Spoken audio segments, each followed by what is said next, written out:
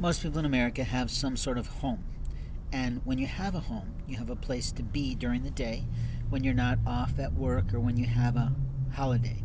When I talk about these things, I'm talking about having once had a home. I'm also talking about how abusers in America like to play games, and they like to pass the abuse along. The liars and the force like to take information that's of privacy in nature, and often they take away medical rights. I've been constantly harangued and harassed since about 2012, and this is the reason that we don't talk about privacy issues of any kind today. The truth is that in life we have moments of time to speak our truth, but our truth belongs to us. It doesn't belong to any law enforcement officer who gossips like a schoolgirl, and it certainly doesn't belong in any records that can be utilized by any officer across America. We have problems right now with technology, and those major technology problems are the violence that's going on in communities called hate crimes. Hate crimes are in essence the beginning realm of bullying. Bullying is when someone decides they're going to harass or horribly attack someone's life or their body. It is a violent crime to do things to people, but at the same time, people are becoming more savvy. They're using more technology, they're using more chemistry, they're using more drugs to harm people, and people do that. Muslims groups will attack a person without their lawful consent. In other words, they'll try to do it in the shadow world of life, meaning they will sit in some sort of a gaming store, and they'll be the monitor or the owner of that property, but then they'll work on their computers to hack other people's technology. At the same time, you have panhandlers that sit their ass on a block while their children go into office supply stores and talk and squawk and get people hacked through Wi-Fi networks. Or is it law enforcement officers doing that? You see, the problem we have today is there's not enough transparency in the world on many issues. But when you watch an actress who's a consummate professional, you're impressed. When you watch a professional who's in law enforcement talk, you are motivated by her brilliance. But if you have a love of your life that you've been waiting for 10 years of your life, you get fucking pissed off when siblings try to interfere and adjust her view of you. They want to taint her. And the tainting of a woman is the tainting of a woman. But the abuse of a man in inappropriate channels, in inappropriate ways, is still abuse of a man.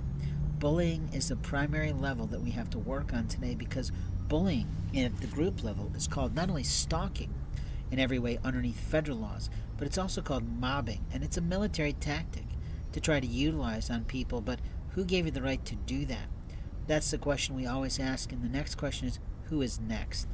In America, we have rights, but what you're saying is that as a group, you have the right to bully, steal, stalk, harass, sexually assault, technologically avail yourself into their lives and into their computers, into their social media, and openly you want to use social engineering to talk to the people that they love on their behalf.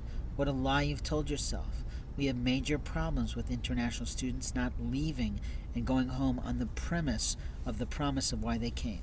To learn more English, to learn more education, and to go back to improve their communities and their countries and their lives. They don't seem to be doing that.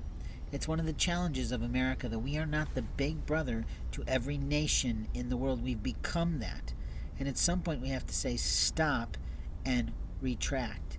At some time we have to be focused on our own act and openly act, as most people in marketing knows, is about authenticity, credibility, and transparency. And isn't it interesting that one of these Women of Impact shows just started talking about that as if she doesn't have to attribute the source?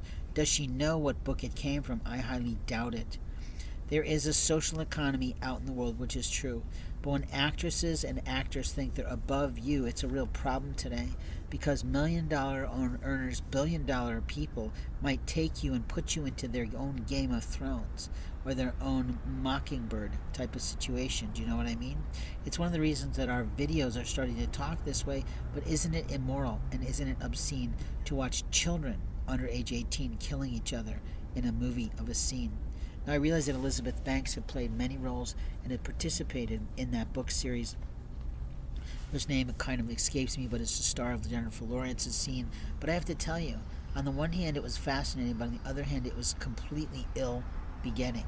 And what I mean by that is we're heading into Halloween, and All Hallows Eve is supposed to be about the celebration of the souls that we have lost in America, not the souls that we're trying to re-find.